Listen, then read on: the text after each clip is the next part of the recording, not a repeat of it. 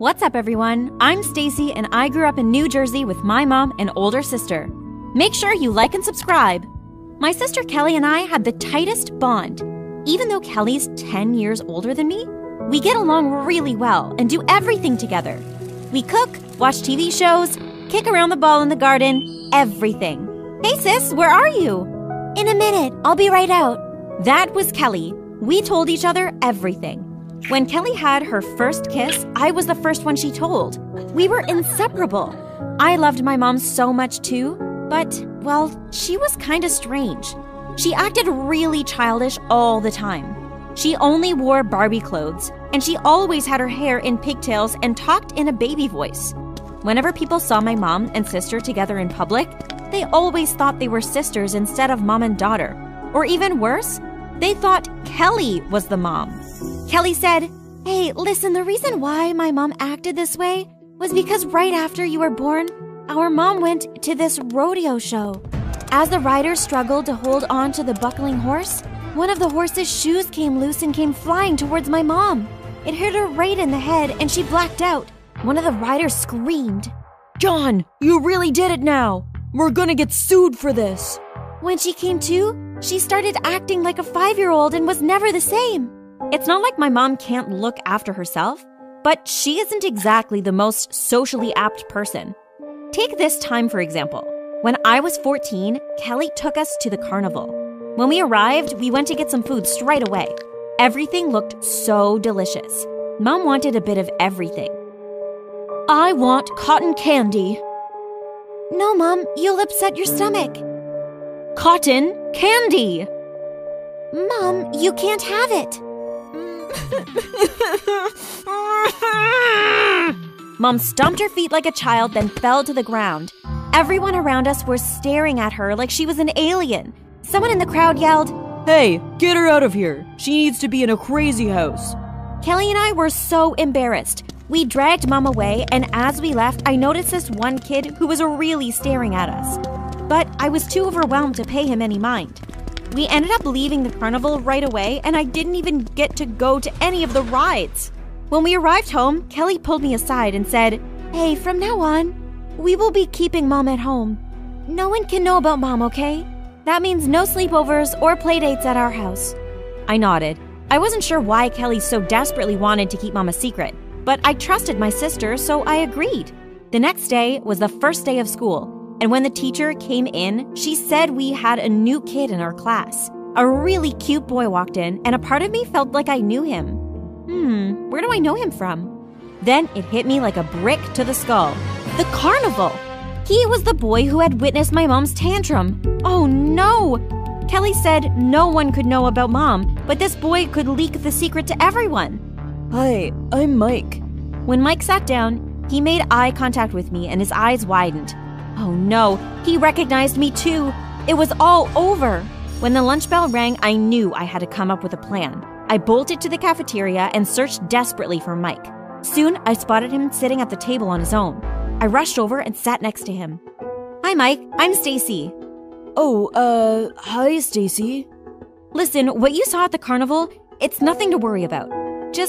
I would really appreciate it if you could keep what you saw private. Of course. Well, I will on one condition. I was so shocked. A condition? Yeah, you have to be my friend. I laughed. Oh, that's nothing. Of course we can be friends. We shook hands and spent the rest of lunch together, and I discovered Mike was actually a really sweet and funny guy. Whenever he looked at me or touched me, I would feel butterflies rise up in my stomach. What was this feeling? At home, I told Kelly about Mike and how I had solved the problem. "Don't worry, he promised not to tell anyone about Mom." "See, that's great, but you can't be friends with Mike. You shouldn't speak to him. What if you have a fight and he uses this as blackmail? You just have to ignore him and hope he gets the message." I was sad because I was really looking forward to see Mike again, but I decided to trust my sister again and do as she said. The next day in history class, I sat at the back of the classroom. Mike walked in, spotted me, and sat down beside me. "Hey, Stacy." I said nothing. Mike looked super confused. Stacy? Hello?" I turned around facing the left wall. "Stacy, why are you ignoring me? Did I do something wrong?" I felt so terrible. This was wrong. but I had to listen to my sister. Stace, oh my god, look at Miss Turner. Curiosity got the better of me, and I watched as Miss Turner walked in with her hair all in a mess. It looks like a bird decided to make a nest on her head. I giggled. Stop it! Seriously, what did she use to brush her hair? A pitchfork? I laughed louder now. Miss Turner shrieked at me to quiet down, and I did. But then I turned to Mike. Sorry for ignoring you. I was thinking about something. That's fine. We still friends? I nodded. Yeah. Okay, I know what you're thinking. What about what Kelly said? But I really liked Mike, and besides, what harm could he do? As it turned out, it seemed he could do a lot of harm. That weekend, I asked Mike to come to my house for a study session. Really, I was just using studying as an excuse to hang out with him outside of school. When he arrived, I got him to climb in through my window. He was sort of confused, but when I told him about my sister, he agreed it was probably better to keep this all a secret. In my room, we got our history homework out and started working on the questions. All right, first question. Why did Germany invade Poland? You're so beautiful. I nearly choked on my own saliva. What? You're beautiful, Stacy. I'm sorry, I don't want to make things weird. I just had to say it. I looked at Mike lying there with his cute little curls of hair, and I don't know what came over me. But what I did next shocked Mike to his core. I leaned over and kissed him. Then the worst possible thing happened. Someone knocked on my door. Stacy, I'm coming in. No! I rushed over and shut the door. That was close. Stacy, is something wrong? No, what's going on? I'm doing a TikTok dance. Huh? Just don't come in, okay? Okay. Kelly left and we breathed a sigh of relief. TikTok dance? Shut up. But then I turned and found a face looking in through my window. Kelly! She looked furious. She climbed into my room and shouted, "What is this boy doing here?" Mike, you should leave. Mike nodded and ran out of there. When he was gone, I turned to Kelly, but she was already on me. Stacy, you can't be bringing anyone here, understand? Mom has to be kept a secret. But why? I don't care if people tease us about it. I love Mom. I know, but you just have to trust me on this. We have to keep things secret. You can't see Mike anymore. No, Kelly, you can't. That's enough. I bit my lip. Kelly had never shouted at me before. Kelly ran her hand through her hair. Look, I have to go to work. I have a shift at the diner. I'll see you later. Kelly left and I sat down and cried on my own. That night, Kelly had a late shift, so I tucked Mom into bed. Are you okay, Stacy? Yeah, Mom, it's just... Oh, don't worry. You're going to sleep now. I kissed Mom on the forehead and went to leave, but my foot tripped on something and I slammed onto the floor. I rubbed my knee painfully. I looked to see what I had fallen on and noticed a box under the bed. Curious, I opened it up. What I found sent my whole world spinning. It was a box full of dozens of newspaper articles and reports about my mom, and it revealed that she was actually a patient at a mental hospital. Well, an ex-patient. She had escaped and ran away many years ago. There was a police report included that demanded for her to return. I struggled to process all of this. It felt like someone had opened up my brain and poured some sugar on it. Nothing made sense. What was even stranger was that they had listed my mom's date of birth as too early. According to this file, my mom was only 10 years older than me. That wasn't possible. How could she have given birth to me at 10 years of age? And what was even stranger was that her birthday was at the exact same date as Kelly. What did this all mean? I heard Kelly's car pulling in, so I hurriedly packed everything and sprinted into my room, diving into my bed before Kelly was even at the doorstep. I would confront Kelly about this tomorrow. The next morning at breakfast, we were sitting at the dinner table. Listen, Kelly. No, Stacy, it's all right. I'm sorry. I shouldn't have yelled at you. That's okay. Kelly, I want syrup. What's the magic word? Please. Here. Stacy, I'm sorry about what I said. I've thought about it and you can see Mike. If he promises not to tell anyone and you trust him, then I trust him. I screamed with joy and launched myself at Kelly, hugging her tight. Thank you! Yay! We laughed at Mom, and afterwards I texted Mike and asked him to come to dinner that night. Roughly 10 hours later, Mike knocked at the door and I let him in. Kelly made casserole and the first half of the dinner went really well. But then, the second half came and, well, let's just say things weren't exactly smooth running. The whole time I was thinking about the secret box I had found. I was dying to ask Kelly about it. Eventually, I couldn't hold it in any longer. Kelly, I found the secret box that said Mom was a mental patient and escaped. Kelly froze. Mike dropped his glass, which shattered on the ground. Mom looked a little confused but continued to play with her Barbie dolls. Stacy, not now. Kelly was eyeing Mike, but I didn't care.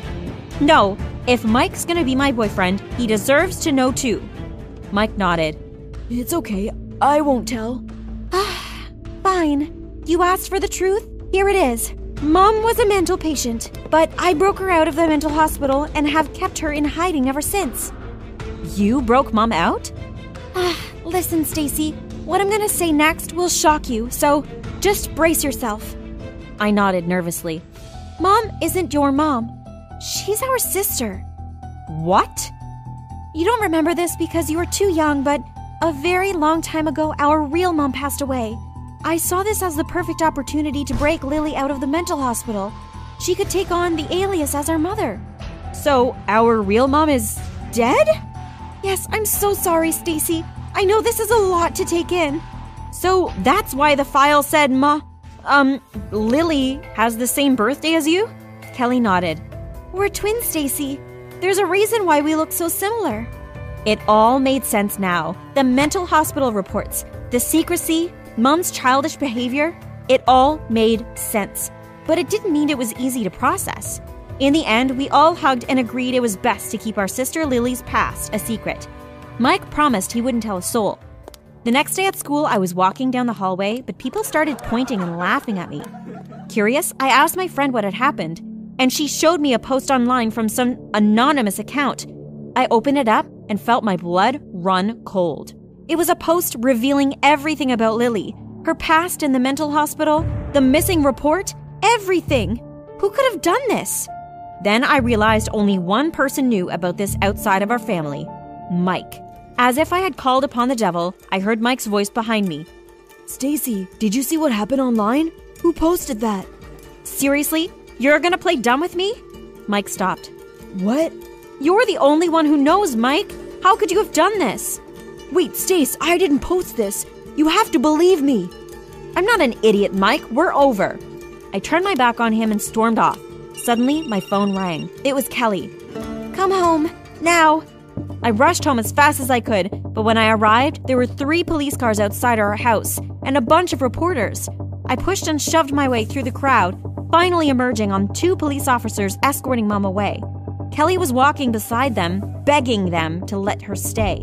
Lily! Kelly! Hello, darling. I grabbed hold of Lily and held her tight. I'm so sorry. This is all my fault. I shouldn't have let Mike in on our secret. Lily patted my head. It wasn't Mike. What? Kelly looked confused too. Lily, what did you do? Lily smiled apologetically.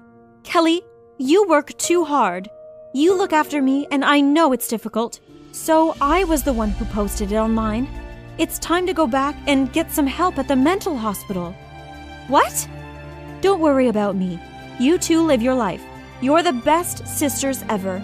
Besides, the mental hospital has free ice cream. But Lily... Lily walked to Kelly and put her hand on her shoulder. It's okay. This is the right thing to do. Kelly wiped away her tears and nodded. We all hugged, then the police took Lily away. As we stood there side by side, I knew things were going to be difficult. But Lily was right. It was the right thing to do.